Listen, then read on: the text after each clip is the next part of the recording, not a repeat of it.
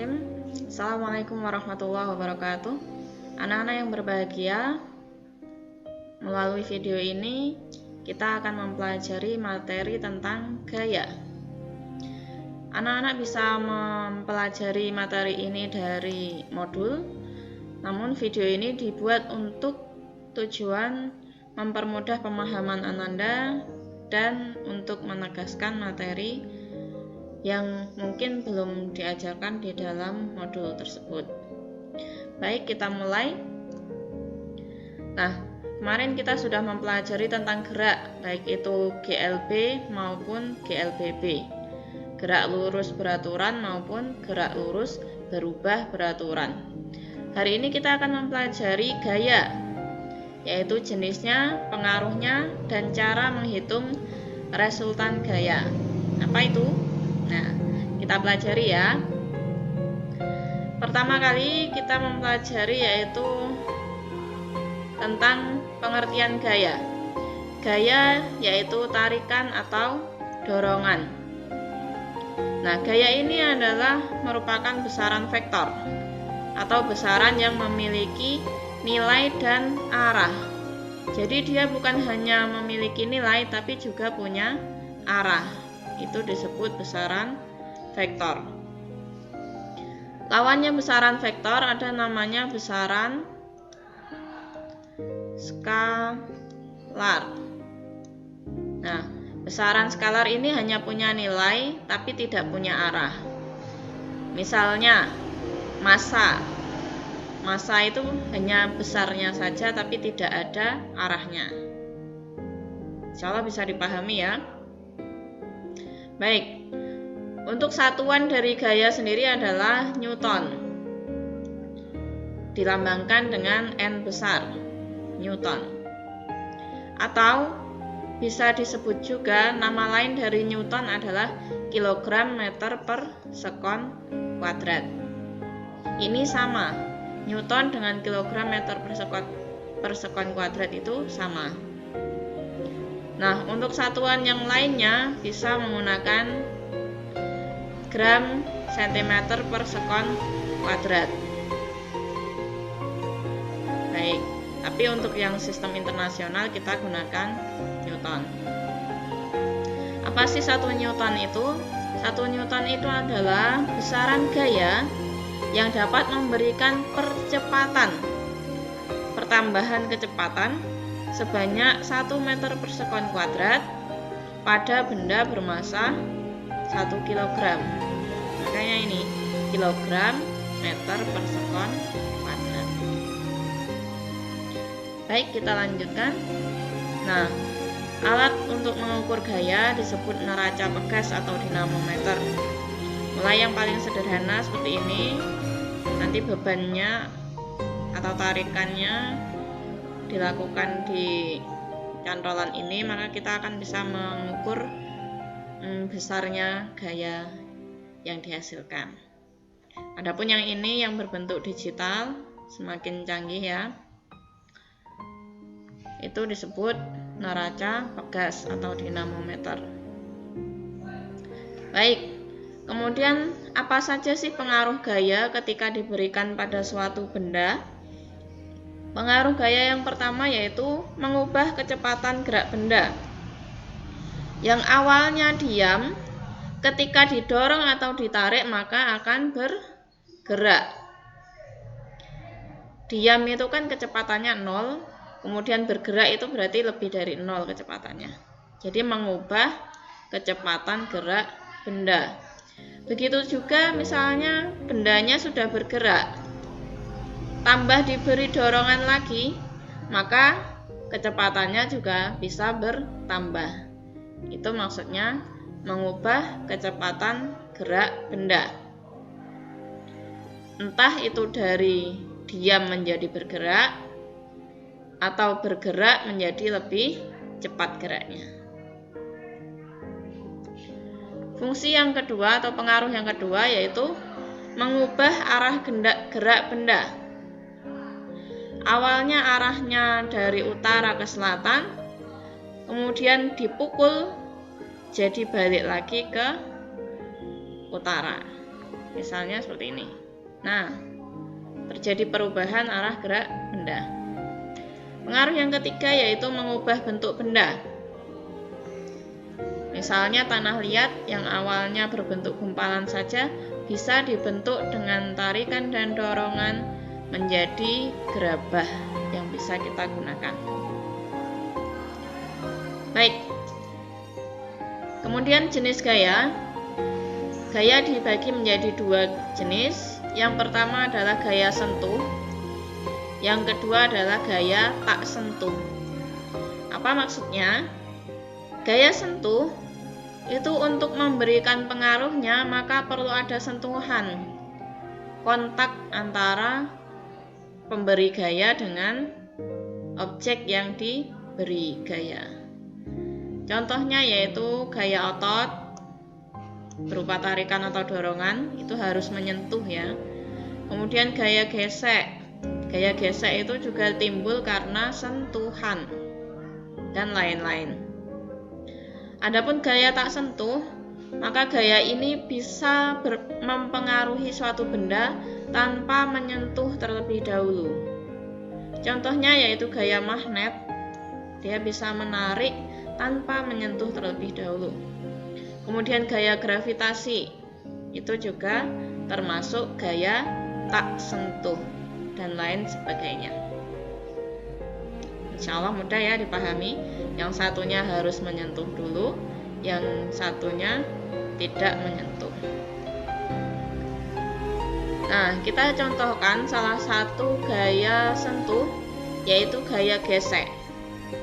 Apa itu gaya gesek? Yaitu gaya yang timbul akibat dua permukaan yang saling bergesek.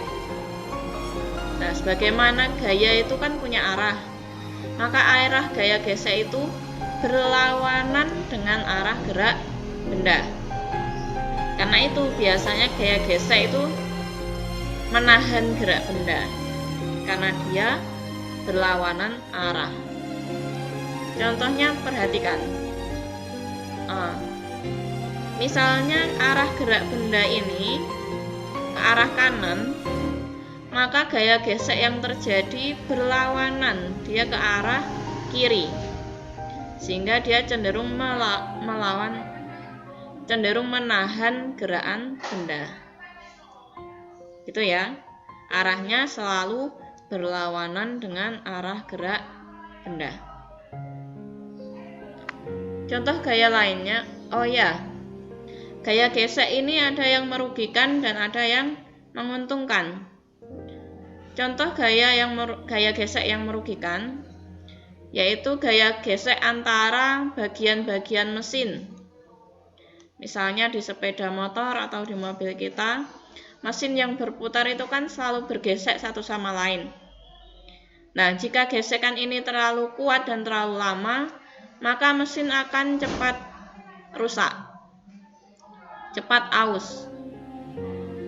Nah, solusinya agar gaya gesek ini dapat diatasi, maka kita menambahkan yang dinamakan oli.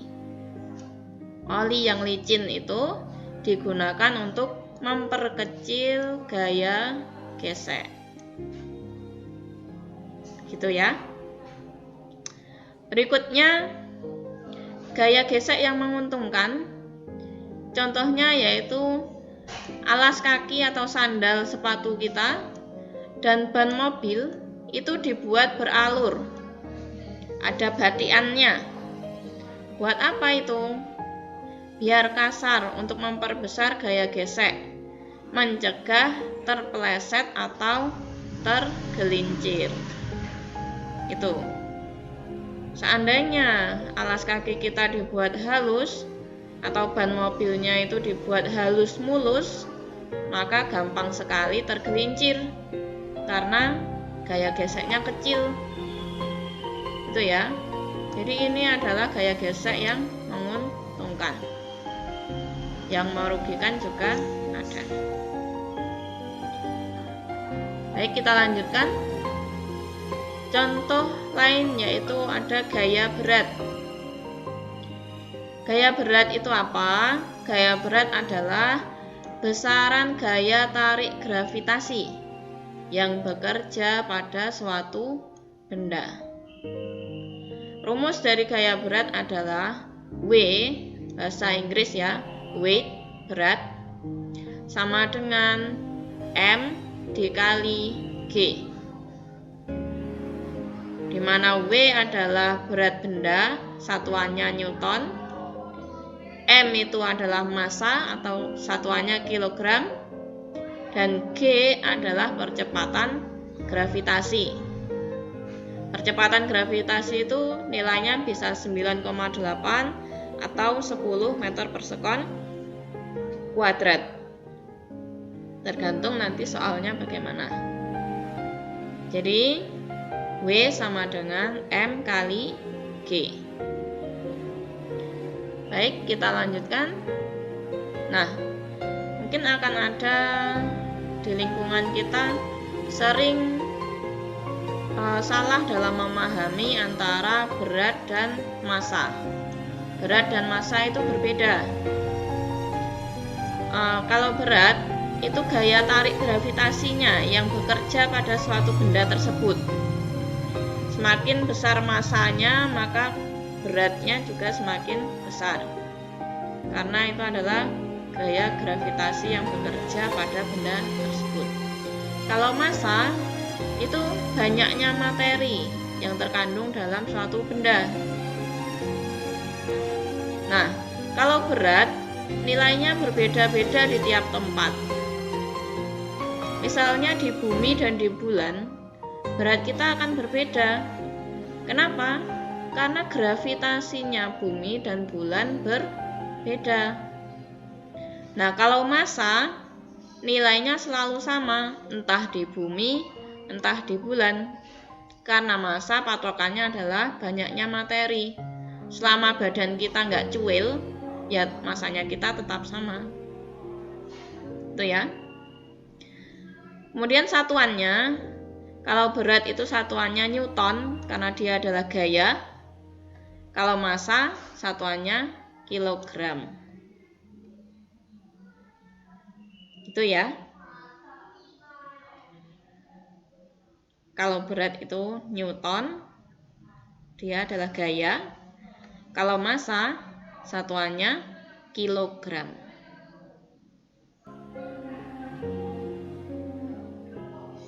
Baik, kita lanjutkan. Nah, ini adalah materi penting, harap diperhatikan. Ini adalah melukis gaya. Cara melukis gaya, gaya itu dilukis dengan cara membuat garis beranak panah. Garisnya ini menunjukkan besarnya gaya, anak panahnya menunjukkan arah gayanya. Contoh, nah seperti ini. Ini adalah ini adalah cara melukis gaya. Contoh lagi, nah semakin besar nilai gayanya maka garisnya semakin panjang. Ini karena cuma 20 Newton maka dia pendek. Kemudian arah anak panahnya itu menunjukkan arah gayanya. Tarikannya kemana, dorongannya ke arah mana itu ditunjukkan oleh anak panah. Baik. Nah, kemudian pangkalnya anak panah ini, pangkalnya ini menunjukkan titik tangkapnya gaya. Istilahnya di titik mana gaya itu bekerja. Misalnya ini kotaknya. Di sini ada kotak. Ini kan pas di pangkalnya, berarti maksudnya talinya itu dihubungkan di sini gitu. Oke. Adapun gaya itu dilambangkan huruf F besar. Karena dalam bahasa Inggris gaya itu force. Jadi F besar. F-nya besar. Tidak boleh F kecil ya. Baik. Kemudian bagaimana jika ada lebih dari satu gaya bekerja pada suatu benda? Maka kita bisa menghitung resultan atau paduan gayanya. Jika Misalnya ini ada kotak, ya, ditarik oleh dua gaya, satunya ke kanan, yang F2-nya juga ke kanan. Berarti mereka kan satu arah, saling membantu. Berarti mereka berdua gaya ini adalah saling menguatkan. Maka F resultannya sama dengan tinggal ditambah saja. F1 ditambah F2 dan seterusnya selama dia searah semuanya. Bisa dipahami ya? Kemudian jika gayanya segaris dan berlawanan arah, yang satunya ke kiri, yang satunya ke kanan, berarti kan mereka melemahkan. Maka F resultannya adalah F2 dikurangi F1. Untuk susunan urutannya terserah. Biasanya gunakan saja yang besar dikurangi yang kecil. Kemudian arahnya nanti mengikuti arah gaya yang lebih besar. Contohnya F1 50 Newton, F2-nya 20 Newton. Ini kan berarti arahnya menang yang F1. Sedangkan F resultannya berarti 50 dikurangi 20. Berarti F resultannya nanti 30 Newton. Jangan lupa diberi arah ke yang menang F1, berarti ke kiri. Nah, itu cara menentukan F resultan atau resultan gaya. Baik, insya Allah bisa dipahami ya. Kita lanjutkan. Contoh soal.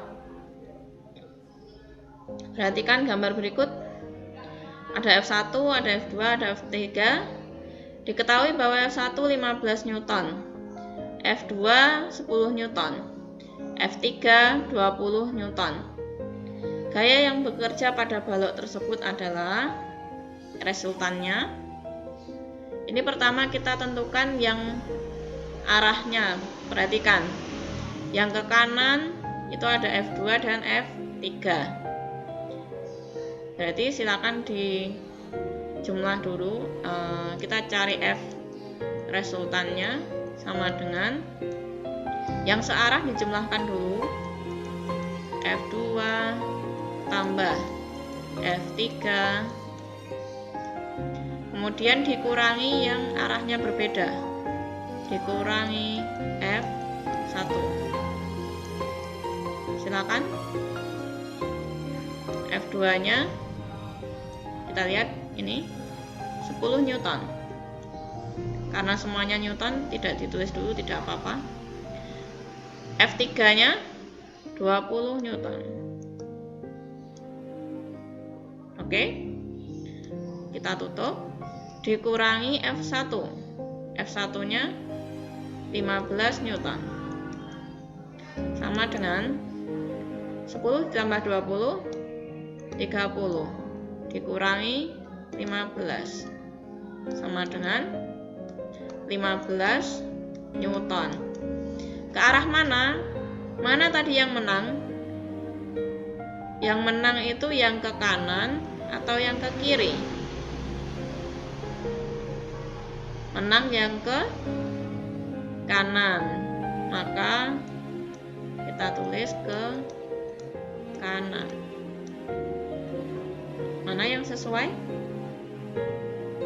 Ya, jawabannya D. 15 Newton ke kanan. Baik, kita lanjutkan. Contoh soal yang kedua. Arah gaya gesek selalu titik-titik. Silakan dipilih.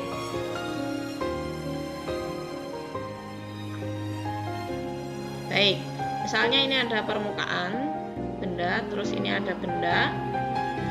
misalnya digeret ke arah kanan, maka gaya gesek pasti akan menahan dan dia arahnya ke arah kiri. Berarti dia berlawanan dengan arah gerak benda. Jawabannya B.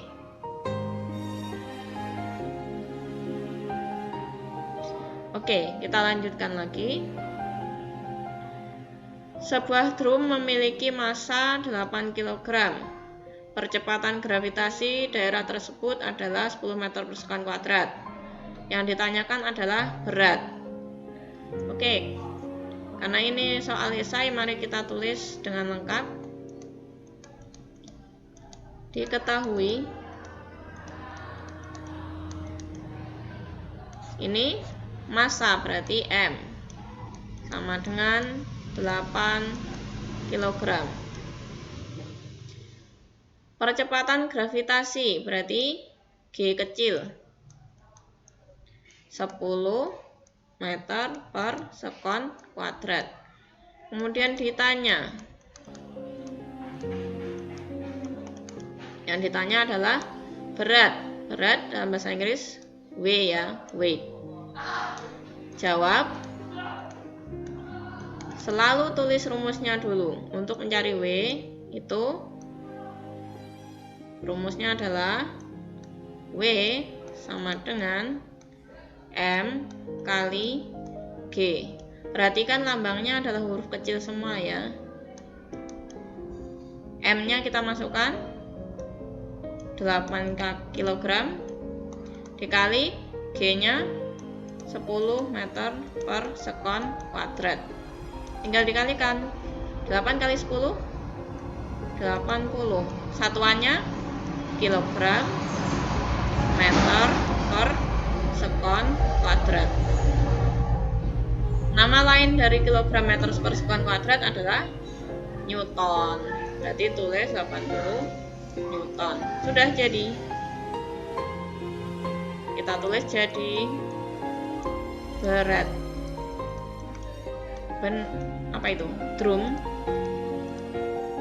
adalah 80 Newton. Udah benar. Baik, insya Allah sampai di sini materi tentang gaya kita cukupkan. Semoga bisa membantu pemahaman anak-anak. Jika masih kurang jelas, anak-anak bisa mengulang kembali, memutar kembali video ini, atau bertanya langsung kepada Bu Uki, atau juga boleh anak-anak mencari sumber belajar yang lain di internet, sangat banyak. Tetap semangat meskipun dalam kondisi pandemi, tetap jaga kesehatan dan jaga semangat kita dalam belajar. Ibu akhiri, wassalamualaikum warahmatullahi wabarakatuh.